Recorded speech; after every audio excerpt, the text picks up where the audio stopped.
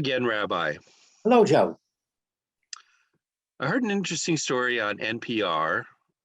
If you're a fan of The Moth, I Oh, can't yeah. really explain it to you now, but one young woman was telling the story of her father, who was a surgeon, who was injured in a swimming accident and lost the use of one of his arms, which of course is not considered a good thing if you're a surgeon.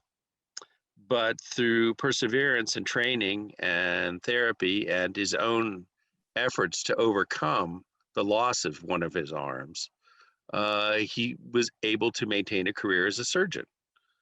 So that got me to thinking about all the people I know who have disabilities, which is the official term now.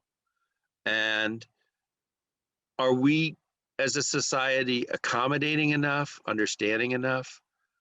What do we do? Would you want to have surgery if it was performed by a one-armed surgeon as opposed to a two-armed surgeon? Your story reminds me of when my daughter, Rebecca, graduated from Gallaudet. She got her MSW here in DC at Gallaudet. And the president spoke, and what he said has stuck with me, and I think it's worth repeating, and I think it should be the basis of our discussion. He said to the students, there's only one thing that you cannot do. You cannot hear. You can do everything else. There's no reason to hand out little cards showing sign. There's no reason for you not to take jobs. The only thing you cannot do is hear.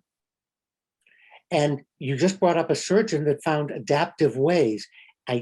As a society, we need to start looking at each other, not even using the word disability or handicapped parking, or when I was young, someone was a cripple. We had all these nasty, derogatory ways to put people down, rather than saying there is something that this individual has trouble doing or cannot do the way someone who's blind can't see. Now, with new technologies, there are glasses and sonar I was reading about that allow someone who's partially sighted or blind to be able to navigate streets. I don't know if I want to use the word seeing, but they are seeing. And there's cochlear implants. And that's another question that brings up some different questions or problems. However, why not take what he said at the graduation and you say to someone, there are some things I can't do, and I'm going to see ways to adapt to it, or I'm not going to take jobs that require something that I cannot do. Surgery now is more and more performed with robots. Now, I don't mean androids doing a this and that. When you see the surgical robots, they're the machines that are completely articulated, and the surgeons many times are sitting at a computer, or they're wearing microscope glasses and directing the computer, or they're directing the robot. Their hands are not actually doing it. The robot is, so it's more exacting. Companies are using robots to assemble cars and machines where we had human beings.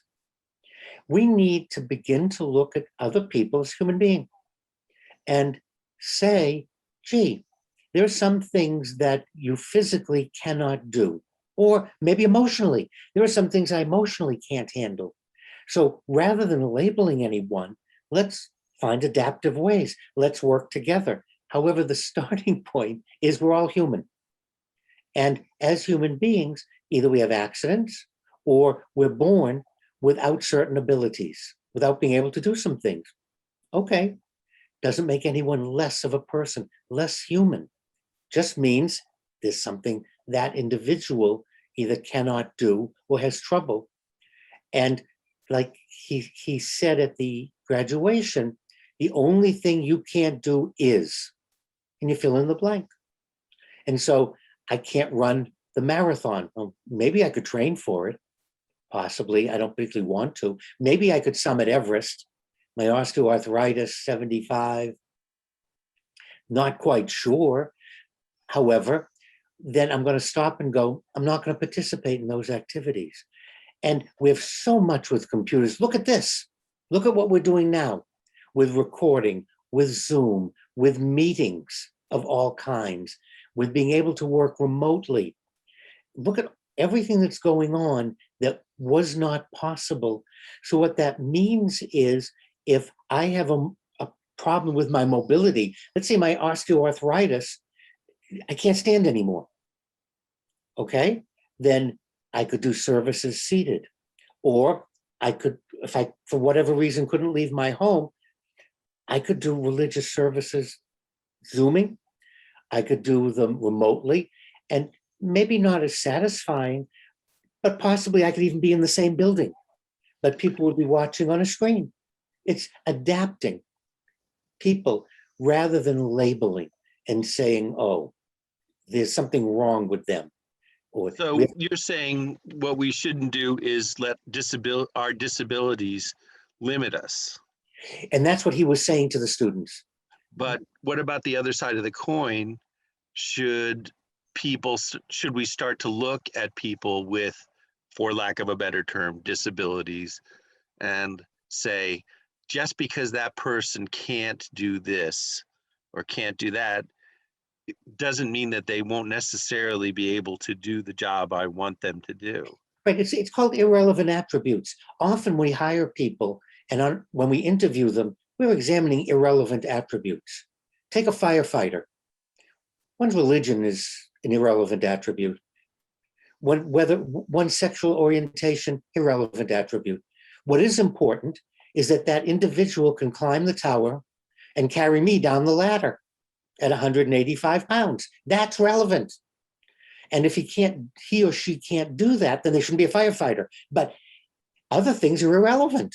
Yet But too if he often, can, but if the firefighter can do it with one artificial leg or one artificial arm or cochlear that's fine with implants. me. I'm on the third floor of a high rise. As long as the tower can come to my window and he or she can reach in, carry me down that ladder, sexual orientation, religion, hair color, eye color, it's all irrelevant.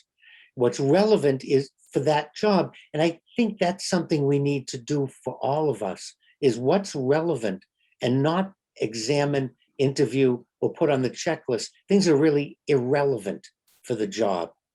If I can use a computer that talks to me and I can do the job, then the fact that I have trouble with my sight doesn't matter, does it? Because you're going to say, this is the job. Can we adapt the equipment? Will you perform? Okay. And we don't do that. Too often we look at individuals, and we do it with emotions. We do it with other kinds of people who have problems being in crowds, or individuals that don't want to go outside, or they're, because of the pandemic, we're a little reluctant to kiss or touch each other. For some people, it's not just the pandemic. They're like that all the time. And so again, what does the job require? And we want to take a look at people as human beings. Otherwise, we're going to be excluding a lot of people that could be doing a wonderful job based on irrelevant attributes. So I think that should be added to any job questionnaire. Would you drop the rabbi if you had to carry him down a ladder? I think that would be very important for me anyway. Well, thank you very much, Rabbi. Again, as always, helpful thoughts to carry into the workplace. And that's our goal, being to producing these sessions, is just to get people thinking and coming up with solutions. Thank you, Joe.